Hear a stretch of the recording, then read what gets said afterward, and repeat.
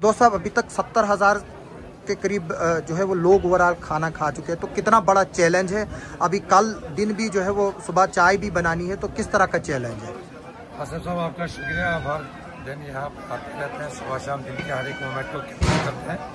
इंशाल्लाह वक़फ़ और वक़फ़ की सारी टीम जो है बिल्कुल मौजूद है, 24 घंटे अवेलेबल है यहाँ पे।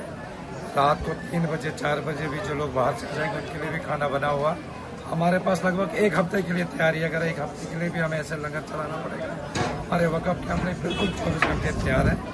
और इस वक्त हमने खाना स्टार्ट किया, आप देख सकते हैं, वो मैंने दिखाया विजुअल्स। यही हमारी तैयारियाँ रहती हैं हमेशा। इस बार थोड़ा मौसम अच्छा है और हमारे ऑनरेबल्स वगैरह MLAs डॉक्टर द्राक्षा इंदिरा भी जो हमारे चेयरमैन है वक़फ़ बोर्ड की, हमारे ऑनरेबल MLA शरीफ तैयार जी, हमारे LOP सुनील कुमार शर्मा जी और हमारी एडमिनिस्ट्रेशन की सख्त हिदायत है कि जितने भी ज़ायरीन बाहर से आ जाएंगे इनकी कोई शिकायत नहीं आनी चाहिए।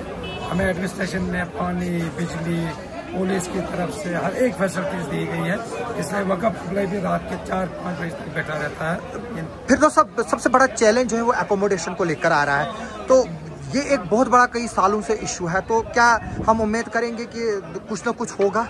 हमें उम्मीद है ऑनरेबल जो हमारी चेयरपर्सन डॉक्टर द्राक्षा इंदिरा जी हैं, उन्होंने पिछले जब हमारा सालाना जलसा था इस्लामिया फरीदा स्कूल का, वहाँ पे उन्होंने वादा किया था। रिसेंटली उन्होंने 6 महीने पहले किश्तवाड़ का गेस्ट हाउस अप्रूव किया है और यहाँ पे सराय भी साथ में बनाई जाएगी।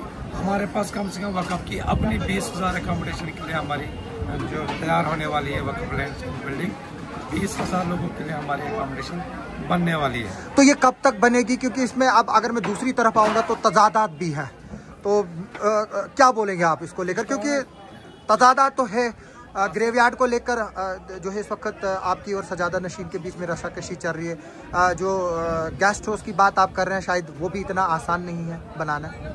ये आसिफ साहब, ये जो सारी चीज़ें लगभग 40 साल से यहाँ हमारे डिस्ट्रिक्ट किश्तवाड़ के बहुत मौजूद शहरी लोगों की डिमांड रही है।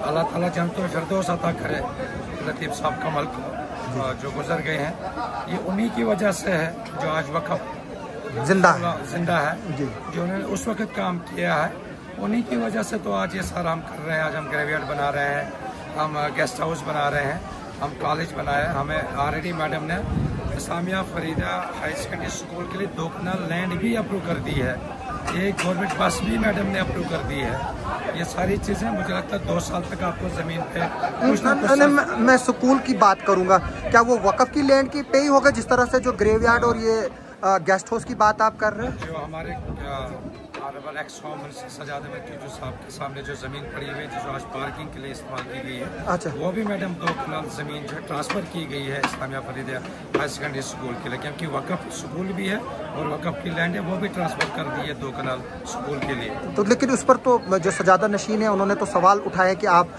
ज़ियारत के पैसे स्कूल में नहीं ले सकते और ये ज़मीनें जो है वो नहीं दी जा सकती है, तो फिर इसको किस तरह से आप हैंडल करेंगे। आसिफ साहब, मैं चाहता था कि आज मैं इस टॉपिक पे डिस्कस नहीं करूँगा, लेकिन आपने बता दिया है। इन्होंने ऑनरेबल सुप्रीम कोर्ट में लिख के दिया है कि हमारे पास कोई भी लैंड नहीं है।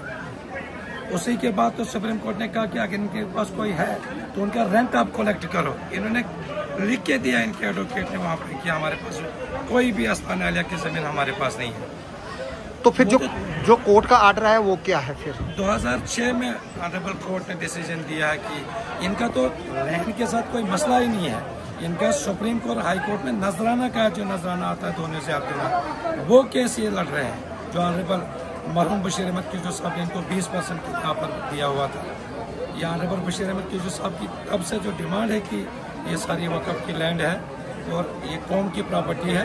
550 साल पहले का कब्रिस्तान यहाँ बना हुआ है। उसके बाद पहली बार जो आस्थान आलिया के नाम पे ज़मीन थी, जो आखिरी आरामगाह है हमारे लोगों के लिए, आज तो उन्हीं की ज़मीन उन्हीं के काम इस्तेमाल हो रही है। इनका तो कहीं खाता ही नहीं है। इनका जो कब्जा था वो तो हमारे गनाई फैमिलीज का था। इन्होंने सुप्रीम कोर्ट को 10 साल उसमें डार्क में रखा हुआ है। इन्होंने 1999 और 2000 के बीच में गलत एंट्री करवाई गई है। मैं उनके खिलाफ FIR डालने जा रहा हूँ। जिन्होंने सुप्रीम कोर्ट में अगर केस 79 से था तो इन्होंने जो प्रॉपर्टियाँ बनाई क्या वो वायलेशन नहीं थी, क्या वो सब जुडिस नहीं थी। 79 के बाद तो इन्होंने प्रॉपर्टियाँ बनाई है, लेकिन इसके बाद हम आराम से उर्स आराम से खत्म हो जाएगा। हम तफसीलन हमने मरकजी जामिया मस्जिद इमाम साहब को जुमा के दिन लिखत में दिया कि जब भी किसी कौम के किसी आदमी को इस बारे में कोई शक है, हम आपस में सारे डॉक्यूमेंट्स प्रोवाइड करेंगे। इनका ज़मीन के रिलेटेड कोर्ट में कोई केस नहीं है। यानी कि हम आपसे फिर इस पर आप हमें इलाबोरेटेड एक इंटरव्यू देंगे इस पर और बात करेंगे। जरूर, आज उर्स है, ये खत्म हो जाएगा। बाहर से गेस्ट आए हुए हैं, कश्मीर से आए हैं, पंजाब से आए, अभी हमारी अनुराग ठाकुर जी की कॉन्स्टिट्यूंसी से हिमाचल से लोग आए हुए हैं।